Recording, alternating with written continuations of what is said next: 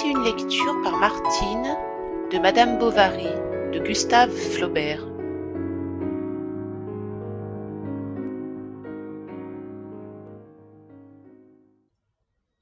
Nous étions à l'étude quand le proviseur entra, suivi d'un nouveau, habillé en bourgeois, et d'un garçon de classe qui portait un grand pupitre. Ceux qui dormaient se réveillèrent, et chacun se leva comme surpris dans son travail. Le proviseur nous fit signe de nous rasseoir, puis se tournant vers le maître d'études. « Monsieur Roger, lui dit-il à demi-voix, voici un élève que je vous recommande. Il entre en 5e. Si son travail et sa conduite sont méritoires, il passera dans les grands où l'appelle son âge. » Resté dans l'angle, derrière la porte, si bien qu'on l'apercevait à peine, le nouveau était un gars de la campagne, d'une 15aine d'années environ, et plus haut de taille qu'aucun de nous tous. Il avait les cheveux coupés droit sur le front, comme un chantre de village, l'air raisonnable et fort embarrassé. Quoiqu'il ne fût pas large des épaules, son habit-veste de drap vert à boutons noirs devait le gêner aux entournures et laissait voir, par la fente des parements, des poignets rouges habitués à être nus. Ses jambes, en bas bleus, sortaient d'un pantalon jaunâtre très tiré par les bretelles. Il était chaussé de souliers forts, mal cirés, garnis de clous. On commença la récitation des leçons.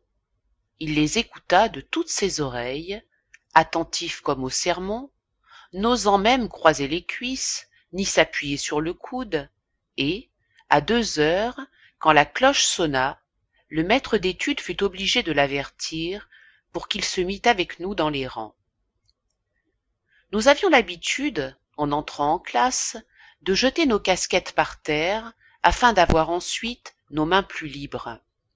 Il fallait, dès le seuil de la porte, les lancer sous le banc, de façon à frapper contre la muraille en faisant beaucoup de poussière. C'était là le genre. Mais, soit qu'il n'eût pas remarqué cette manœuvre, ou qu'il n'eût osé s'y soumettre, la prière était finie que le nouveau tenait encore sa casquette sur ses 2 genoux. C'était une de ces coiffures d'ordre composite où l'on retrouve les éléments du bonnet à poil, du chapska, du chapeau rond, de la casquette de loutre et du bonnet de coton, une de ces pauvres choses, enfin, dont la laideur muette a des profondeurs d'expression comme le visage d'un imbécile. Ovoïde et renflée de baleine, elle commençait par 3 boudins circulaires, puis s'alternait, séparés par une bande rouge, des losanges de velours et de poils de lapin. Venait ensuite une façon de sac qui se terminait par un polygone cartonné, couvert d'une broderie en soutache compliquée, et d'où pendait, au bout d'un long cordon trop mince, un petit croisillon de fil d'or en manière de gland. Elle était neuve. La visière brillait. « Levez-vous, dit le professeur. » Il se leva, sa casquette tomba. Toute la classe se mit à rire. Il se baissa pour la reprendre. Un voisin la fit tomber d'un coup de coude, il la ramassa encore une fois. « Débarrassez-vous donc de votre casque, dit le professeur, qui était un homme d'esprit. » Il y eut un rire éclatant des écoliers qui décontenança le pauvre garçon, si bien qu'il ne savait s'il fallait garder sa casquette à la main, la laisser par terre ou la mettre sur sa tête. Il se rassit et la posa sur ses genoux. « Levez-vous, reprit le professeur, et dites-moi votre nom. » Le nouveau articula, d'une voix bredouillante, un nom inintelligible. « Répétez !» Le même bredouillement de syllabes se fit entendre, couvert par les huées de la classe. « Plus haut !» cria le maître. « Plus haut !» Le nouveau, prenant alors une résolution extrême, ouvrit une bouche démesurée et lança à plein poumon, comme pour appeler quelqu'un, ce mot « Charbovary !» Ce fut un vacarme qui s'élança d'un bond, monta en crescendo, avec des éclats de voix aigus. On hurlait, on aboyait, on trépignait, on répétait « Charbovary ! Charbovary !» puis qui roula en notes isolées, se calmant à grand-peine, et parfois qui reprenait tout à coup sur la ligne d'un banc, où saillissait encore çà et là, comme un pétard mal éteint, quelque rire étouffé. Cependant, sous la pluie des pensums, l'ordre peu à peu se rétablit dans la classe, et le professeur, parvenu à saisir le nom de Charles Bovary, se l'étant fait dicter, épeler et relire, commanda tout de suite au pauvre diable d'aller s'asseoir sur le banc de paresse au pied de la chaire. Il se mit en mouvement, mais avant de partir hésita.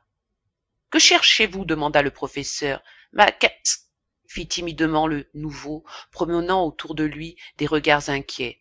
« 500 vers à toute la classe !» exclamé d'une voix furieuse, arrêta comme le quos ego une bourrasque nouvelle. « Restez donc tranquille !» continuait le professeur indigné, et s'essuyant le front avec son mouchoir qu'il venait de prendre dans sa toque. « Quant à vous, le nouveau, vous me copierez 20 fois le verbe ridiculos sum. » Puis d'une voix plus douce. « Et vous la retrouverez, votre casquette, on ne vous l'a pas volée. » Tout reprit son calme.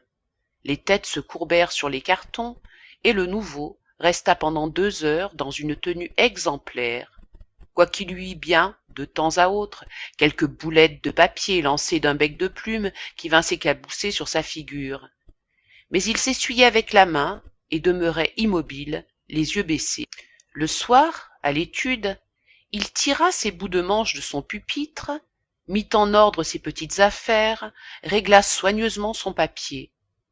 Nous le vîmes qui travaillait en conscience, cherchant tous les mots dans le dictionnaire et se donnant beaucoup de mal. Grâce, sans doute, à cette bonne volonté dont il fit preuve, il dut de ne pas descendre dans la classe inférieure. Car s'il savait passablement ses règles, il n'avait guère d'élégance dans les tournures. C'était le curé de son village qui lui avait commencé le latin, ses parents, par économie, ne l'ayant envoyé au collège que le plus tard possible. Son père, monsieur Charles Denis Bartholomé Bovary, ancien aide-chirurgien-major, compromis vers 1812 dans des affaires de conscription et forcé vers cette époque de quitter le service, avait alors profité de ses avantages personnels pour saisir au passage une dot de 60 000 francs qui s'offrait en la fille d'un marchand bonnetier devenue amoureuse de sa tournure. Bel homme, hâbleur, faisant sonner haut ses éperons, portant des favoris rejoints aux moustaches, les doigts toujours garnis de bagues et habillé de couleurs voyantes, il avait l'aspect d'un brave avec l'entrain facile d'un commis voyageur. Une fois marié, il vécut 2 ou 3 ans sur la fortune de sa femme, dînant bien, se levant tard, fumant dans de grandes pipes en porcelaine, ne rentrant le soir qu'après le spectacle et fréquentant les cafés. Le beau-père mourut et laissa peu de choses. Il en fut indigné, se lança dans la fabrique, y perdit quelque argent, puis se retira dans la campagne où il voulut faire valoir. Mais comme il ne s'entendait guère plus en culture qu'en indienne, qu'il montait ses chevaux au lieu de les envoyer au labour, buvait son cidre en bouteille au lieu de le vendre en barrique, mangeait les plus belles volailles de sa cour et graissait ses souliers de chasse avec le lard de ses cochons, il ne tarda point à s'apercevoir qu'il valait mieux planter là toute spéculation. Moyennant 200 francs par an, il trouva donc à louer dans un village, sur les confins du pays de Caux et de la Picardie, une sorte de logis, moitié ferme, moitié maison de maître, et, chagrin, rongé de regrets, accusant le ciel jaloux contre tout le monde, il s'enferma dès l'âge de 45 ans, dégoûté des hommes, disait-il, et décidé à vivre en paix. Sa femme avait été folle de lui autrefois. Elle l'avait aimé avec 1000 servilités qui l'avaient détaché d'elle encore davantage. Enjouée jadis, expansive et tout aimante, elle était en vieillissant devenue, à la façon du vin éventé qui se tourne en vinaigre, d'humeur difficile, piaillarde, nerveuse. Elle avait tant souffert, sans se plaindre, d'abord, quand elle le voyait courir après toutes les gotons de village et que 20 mauvais lieux le lui renvoyaient le soir blasé puis en l'ivresse. Puis l'orgueil s'était révolté, alors elle s'était tue, avalant sa rage dans un stoïcisme muet qu'elle garda jusqu'à sa mort. Elle était sans cesse en course, en affaires. Elle allait chez les avoués, chez le président, se rappelait l'échéance des billets, obtenait des retards, et à la maison, repassait, cousait, blanchissait, surveillait les ouvriers, soldait les mémoires, tandis que, sans s'inquiéter de rien, monsieur, continuellement engourdi dans une somnolence boudeuse dont il ne se réveillait que pour lui dire des choses désobligeantes, restait à fumer au coin du feu en crachant dans les cendres. Quand elle eut un enfant, il le fallut mettre en nourrice. Rentré chez eux, le marmot fut gâté comme un prince. Sa mère le nourrissait de confitures. Son père le laissait courir sans souliers et, pour faire le philosophe, disait même qu'il pouvait bien aller tout nu comme les enfants des bêtes. À l'encontre des tendances maternelles, il avait en tête un certain idéal viril de l'enfance, d'après lequel il tâchait de former son fils, voulant qu'on l'élevât durement, à la Spartiate, pour lui faire une bonne constitution. Il l'envoyait se coucher sans feu, lui apprenait à boire de grands coups de rhum et à insulter les processions. Mais, naturellement paisible, le petit répondait mal à ses efforts. La mère le traînait toujours après elle. Elle lui découpait des cartons, lui racontait des histoires, s'entretenait avec lui dans des monologues sans fin, pleins de gaieté mélancolique et de chatteries babillardes. Dans l'isolement de sa vie, elle reporta sur cette tête d'enfant toutes ses vanités éparses brisées. Elle rêvait de hautes positions. Elle le voyait déjà grand, beau, spirituel, établi dans les ponts et chaussées ou dans la magistrature. Elle lui apprit à lire et même lui enseigna, sur un vieux piano qu'elle avait, à chanter 2 ou 3 petites romances. Mais à tout cela, M. Bovary, peu soucieux des lettres, disait que ce n'était pas la peine. Aurait-il jamais de quoi l'entretenir dans les écoles du gouvernement, lui acheter une charge ou un fonds de commerce? D'ailleurs, avec du toupet, un homme réussit toujours dans le monde. Madame Bovary se mordait les lèvres, et l'enfant vagabondait dans le village. Il suivait les laboureurs et chassait à coups de motte de terre les corbeaux qui s'envolaient. Il mangeait des mûres le long des fossés, gardait les dindons avec une gaule, fanait à la moisson, courait dans le bois, jouait à la marelle sous le porche de l'église les jours de pluie, et aux grandes fêtes suppliait le bedeau de lui laisser sonner les cloches pour se pendre de tout son corps à la grande corde et se sentir emporté par elle dans sa volée. Aussi poussa-t-il comme un chêne. Il acquit de fortes mains, de belles couleurs. À 12 ans, sa mère obtint que l'on commençât ses études. On en chargea le curé. Mais les leçons étaient si courtes et si mal suivies qu'elles ne pouvaient servir à grand-chose. C'était au moment perdu qu'elle se donnait, dans la sacristie, debout, à la hâtre, entre un baptême et un enterrement. Ou bien, le curé envoyait chercher son élève après l'angélus quand il n'avait pas à sortir. On montait dans sa chambre, on s'installait. Les moucherons et les papillons de nuit tournoyaient autour de la chandelle. Il faisait chaud, l'enfant s'endormait. Et le bonhomme, s'assoupissant les mains sur son ventre, ne tardait pas à ronfler, la bouche ouverte. D'autres fois, quand monsieur le curé, revenant de porter le viatique à quelques malades des environs, apercevait Charles qui polissonnait dans la campagne, il l'appelait, le sermonnait un quart d'heure et profitait de l'occasion pour lui faire conjuguer son verbe au pied d'un arbre. La pluie venait les interrompre, ou une connaissance qui passait. Du reste, il était toujours content de lui, disait même que le jeune homme avait beaucoup de mémoire. Charles ne pouvait en rester là. Madame fut énergique. Honteux, ou fatigué plutôt, monsieur céda sans résistance, et l'on attendit encore 1 an que le gamin eût fait sa première communion. 6 mois se passèrent encore, et l'année d'après, Charles fut définitivement envoyé au collège de Rouen, où son père l'amena lui-même vers la fin d'octobre, à l'époque de la foire Saint-Romain. Il serait maintenant impossible à aucun de nous de se rien rappeler de lui. C'était un garçon de tempérament modéré, qui jouait aux récréations, travaillait à l'étude, écoutant en classe, dormant bien au dortoir, mangeant bien au réfectoire. Il avait pour correspondant un quincaillier en gros de la rue Ganterie, qui le faisait sortir une fois par mois, le dimanche, après que sa boutique était fermée, l'envoyait se promener sur le port à regarder les bateaux, puis le ramenait au collège dès 7 heures avant le souper.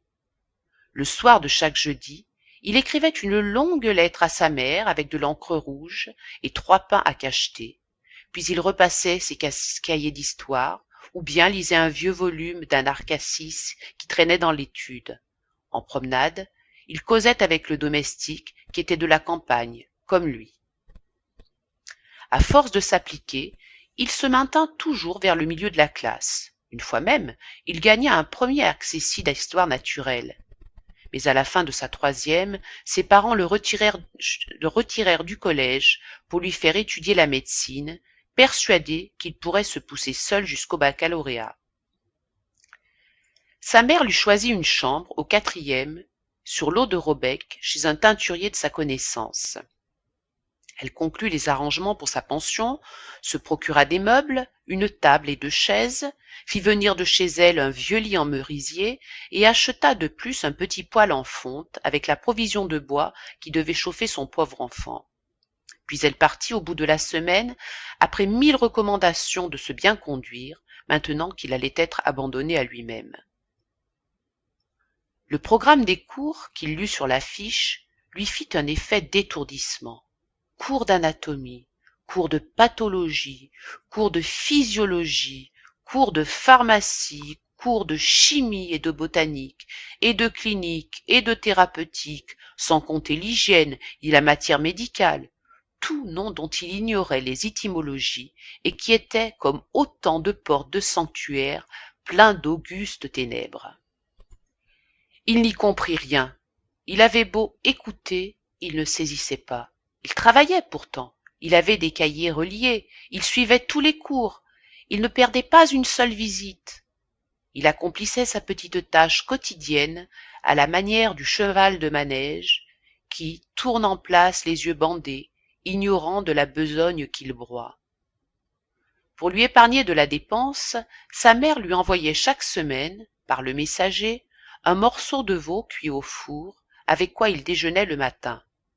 Quand il était rentré de l'hôpital, tout en battant la semelle contre le mur, ensuite il fallait courir aux leçons, à l'amphithéâtre, à l'hospice, et revenir chez lui à travers toutes les rues.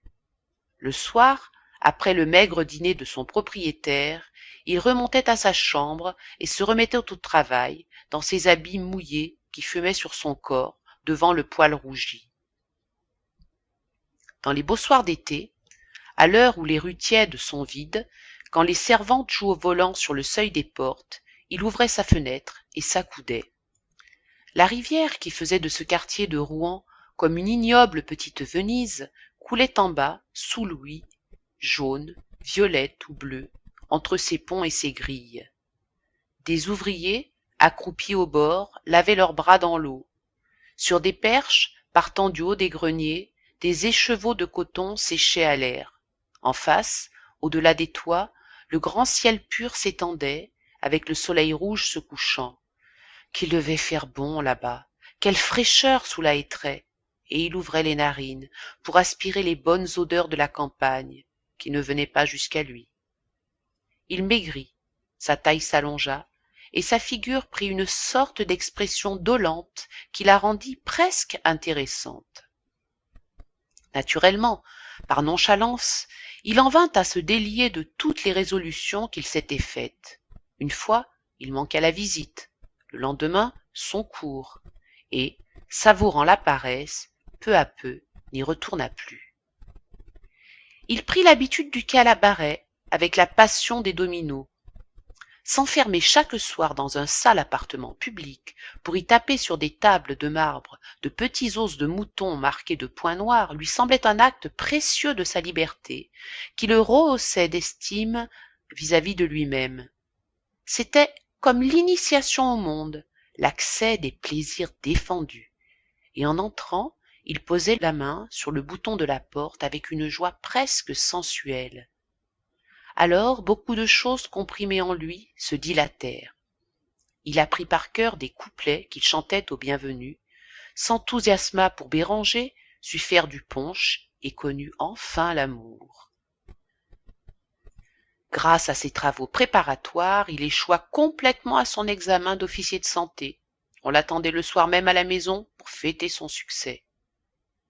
Il partit à pied et s'arrêta vers l'entrée du village, où il fit demander sa mère, lui conta tout.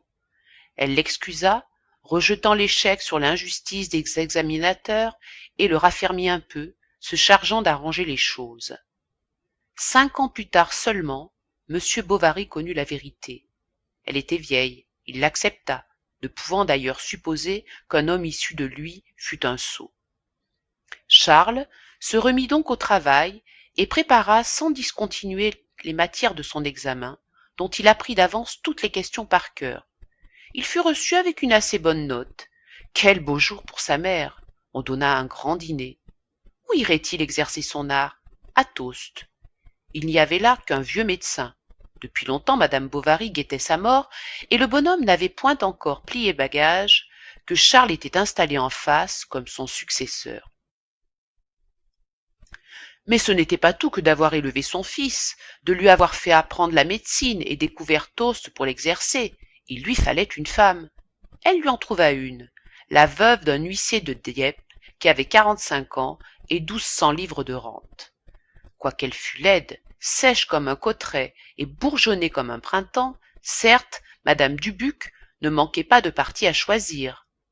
Pour arriver à ses fins, la mère Bovary fut obligée de les évincer tous, et elle déjoua même fort habilement les intrigues d'un charcutier qui était soutenu par les prêtres. Charles avait entrevu dans le mariage l'avènement d'une condition meilleure, imaginant qu'il serait plus libre et pourrait disposer de sa personne et de son argent. Mais sa femme fut le maître.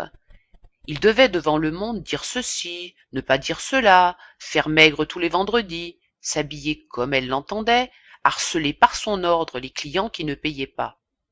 Elle décachetait ses lettres, épiait ses démarches et l'écoutait à travers la cloison, donnait ses consultations dans son cabinet quand il y avait des femmes. Il lui fallait son chocolat tous les matins, des égards à n'en plus finir. Elle se plaignait sans cesse de ses nerfs, de sa poitrine, de ses humeurs. Le bruit des pas lui faisait mal. On s'en allait, la solitude lui devenait odieuse. Revenait-on près d'elle, c'était pour la voir mourir sans doute. Le soir, quand Charles rentrait, elle sortait de dessous ses draps ses longs bras maigres, les lui passait autour du cou, et l'ayant fait asseoir au bord du lit, se mettait à lui parler de ses chagrins. Il l'oubliait, il en aimait une autre. On lui avait bien dit qu'elle serait malheureuse, et elle finissait en lui demandant quelques sirops pour sa santé, et un peu d'amour.